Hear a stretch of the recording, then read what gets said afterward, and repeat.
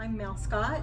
I've been a resident of St. George since 1970. I'm originally from Indiana, but I love Utah, and I love the colors of Utah. There's nothing more beautiful than the red dirt and the blue sky and color. So I do alcohol ink, and I do alcohol ink on wood. I do it on paper, I do it on ceramic tiles, and I work in watercolors. And I'm the founder of the Watercolor Society and the first president of the Watercolor Society here in St. George. We called it the Southern Utah Watercolor Society, and they changed the name while I was gone on a mission for the LDS Church. So now it's the Dixie Watercolor Society.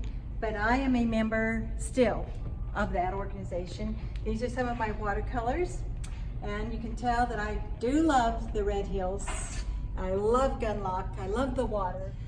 I was hired at Tuacahn High School in 2003 to teach art, and I was there for 10 years.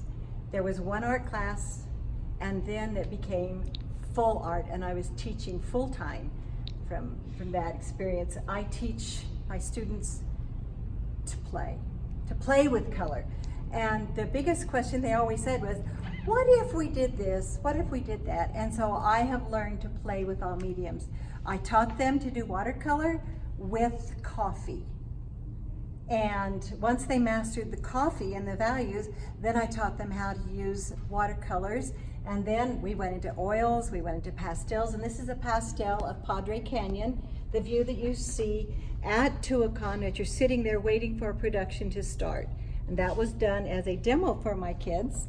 And then we stood at the top of the canyon and they all drew with those mediums. But I love teaching. Right now I'm teaching at the university, and I teach 3 classes for community ed. I teach drawing, and I teach 2 classes of painting.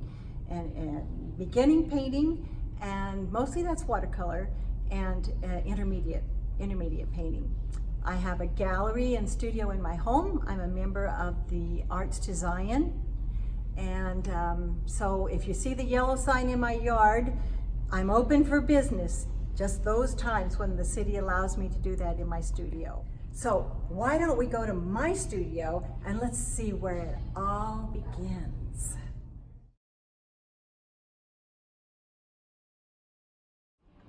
Hey, come on in. Come to my studio and my gallery, my abode. This is where it happens. Let me turn on the light so you can see. All right, it's a little dark in here today. This is the gallery room. I'll let you look around at these. All right. This is an interesting painting I've been working on for a couple years, and I've carried this little burl of wood around for probably 3 moves. And I found it at girls' camp, and I just carried it with me because I thought one day I'm going to use it. I'm not sure what this means, but I know what it means to me, and that is that we all return to our roots. And this is the mother tree. This is what I titled this one. The mother tree. I have my mother's picture in there, my picture and daughter, and I have some other figures in here that are very personal to me, but actually very personal to women in general, because it's all about the different phases of woman.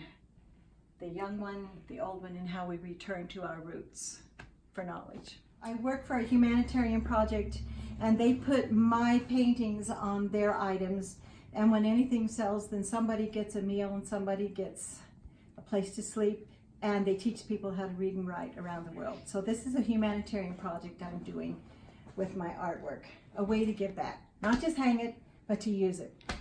This is actually a sheer wrap. They call it a sheer wrap. It's also on a pillow, right down here. And this is alcohol ink painting. And the original sold, but I can wear it. I can sleep on it. I can eat off it.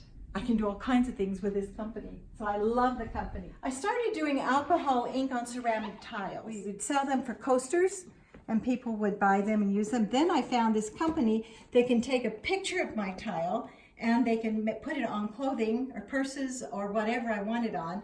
And so these are just the last of my tiles that I've got done. and just having the most fun with these little tiny spots of color that I can put around the house, and people can put around and under their drinks. So they can use it. It's functional, but just to liven up a little tiny corner of a place. This is where I sit and get my inspiration. And these paintings have not been out of this corner. I haven't shown those. I went through some files and I found out a reminder. I have been doing this since 1977.